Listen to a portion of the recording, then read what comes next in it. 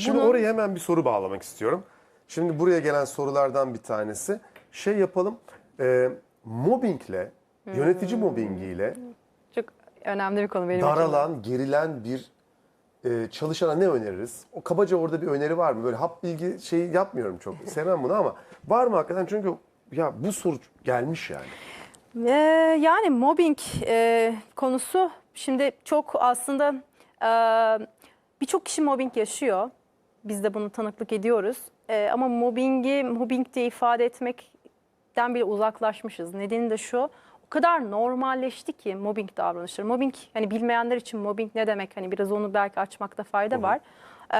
Aslında kişinin iş performansını ya da oradaki sürekliliğini etkileyebilecek her türlü duygusal, düşünsel, fiziksel davranışlar bütünü. Yani onu bir şekilde yetersiz ve yetkisiz halde bırakma hali. Bunu bir şekilde zorla uçlara kadar taşıyabiliriz. Yani bazen şu olabiliyor, bir işi yaparken onun elindeki sorumlu olduğu, o işi yapmasıyla muktedir olduğu işi elinden alınması da olarak da mobbing diyebiliriz. Ya da bir ortamda aslında onu görmezden gelmek de diyebiliriz. Başarılarının üstünün çizilmesi olarak da görebiliriz. Ya da fırsat verilmemesi, sesinin duyulmaması olarak da görebiliriz. Bunların hepsi aslında mobbing davranışları. Şimdi bunlar var mı? O kadar çok ki.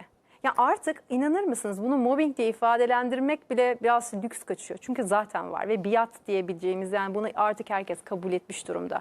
Ben buna üzülüyorum ama umutluyum. Çünkü burada işte yeni nesle çok inanıyorum ve güveniyorum. O kadar güzel el kaldırıyorlar ki. Yani bir dakika diyorlar, yani bana böyle davranamazsınız. Bu iyi mi? Cezalandırılma riski olmadığı durumlarda belki, değil mi? Şundan, Ya iyi tabii ki. yani kesinlikle yeni ama nesilde özellikle şu daha yaygın. Hani genellemekten her zaman korkuyorum ama hani genel olarak aslında tabii yine de hani araştırmaların getirdiği ışık doğrultusunda ya da bizim kişisel gözlemlerimiz de bu yönde. Tek başına sadece bir işle kendilerini tanımlamadıkları için, sadece onları kendi karakterlerini ifade eden şey iş ya da hayattaki başarı olmadığı için vazgeçmeyi de kolaylıkla karar alabilirler. O yüzden de aslında olumsuz bir şeyle karşılaştıklarında el kaldırmak ya da buna karşı direnmeyi orada daha çok görüyoruz. ve bu belki işveren için de iyi bir görüntü olabilir. Tabii burada aslında şu oluyor, Hakkını yani aramak. hakkını O zaman arayan... şirketin hakkını da arar çünkü belli bir durumda. Evet, aslında orası ama bunu görüyor muyuz? Yani mobbing davranışları var mı? Mobbing davranışları çok yoğun bir şekilde var. Tavsiye diyebileceğim naçizane önerim şu olabilir. İşte ben bunu şunu söylüyorum. Kendinizi sadece bir şirketin ya da bir kurumun size sağladıklarıyla tanımlarsanız çok şansınız yok. Yani burada hani şu soruyu hep sorarım. Hayalin ne derim mesela herhangi bir çalışana? Hayalin ne? Ya şimdi bizim hayalimiz mi kaldı derler. Mesela da evet. Tamam mı? Doğru. Hayır, her insanın yani ölene kadar hayalimiz olması lazım mesela. Senin bir kitabında vardı kanser hastalarıyla ilgili. Evet. Beni çok etkileyen bir bölümdür Evet. orası da. Hani gerçekten son güne kadar hayalin Son güne kadar olmalı. olması lazım.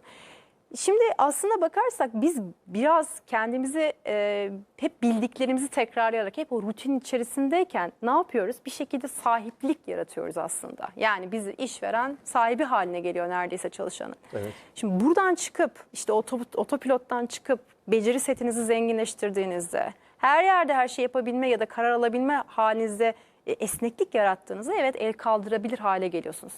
Şimdi ben biraz daha uça gideceğim. Böyle birisiniz ve mobbing yaşıyorsunuz hala. Benim şu an kendi hayatımda da mobbing yaşayan birisi var bu arada ve onunla yakından gözlemleme fırsatım da oluyor. Açıkçası bu noktada da psikolojik dayanıklılıklarınızla beraber, yani bazen destek almak işe yarıyor bu arada. Hani sesinizi çıkarmak istiyorsunuz ama psikolojik olarak da güçlenmeye de ihtiyacınız olabilir.